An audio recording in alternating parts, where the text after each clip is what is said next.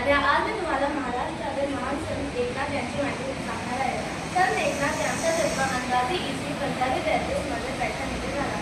ते एक गुणोदय संत होते. त्यांनी भागवत, रामायण असे ग्रंथ लिहिले. आधी ते ग्रंथ समाजाला प्रेरणा देणारे आहेत. धन्यवाद. माझं नाव उमेश देत आहे. मी आज महाराष्ट्रातील महान संत ज्ञानेश्वरांची माहिती सांगणार आहे. संत ज्ञानेश्वर महाराष्ट्राचे महान संत व वारकरी संप्रदायाचे प्रमुख संत होते. त्यांचा जन्म इ.स. 1255 रोजी आपेगाव येथे झाला. संत ज्ञानेश्वरांची ज्ञानेश्वरी, अमृतानुभव व अंतगावी रचना केली. त्यांनी समाजाला भक्ती, समता, प्रेम याचा संदेश दिला.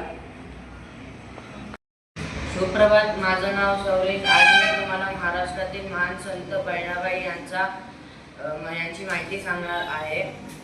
संत बहिणाबाई यांचा जन्म 1628 अंदाजे मध्ये झाला.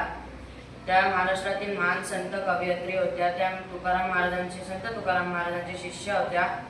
त्यांचे जीवन अत्यंत साधे व भक्तिमय होते आणि कष्टमय सुद्धा होते. त्यांनी अत्यंत व खूपच अभंग रचले. धन्यवाद. सुप्रभात. माझे नाव लावण्य आहे. आज मी तुम्हाला संत तुकाराम महाराजांविषयी माहिती सांगणार आहे.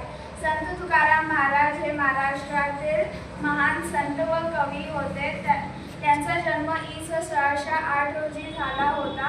ते वारकरी संप्रदायातील प्रमुख संत होते. संत तुकाराम महाराजांनी हजारो अभंगाची रचना केली. त्यांच्या अभंगामधून विठ्ठल भक्ती व समाज सुधारण्याचा संदेश मिळतो. धन्यवाद.